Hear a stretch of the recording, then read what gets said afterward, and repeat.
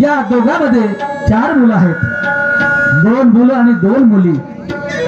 सुखाचा संसार आहे, पण लॉकडाऊन लागलं, कामाचा पत्ता नाही।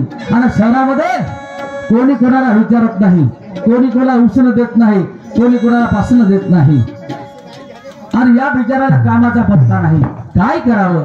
शहरामध्ये स्वतःचं घर नाही, किरायाचं घर आहे, किराया कसा देणार? अन्न कुठून आणणार? अरे कमाईसने तर 4-4 मुलाचा संसार शहरामध्ये भागवू शकत नाही। पहा माझे मायबाप हो, पुढे काय कहाणीचा अंत होत आहे। पुढे ऐका दुर्दैवाची मात हो,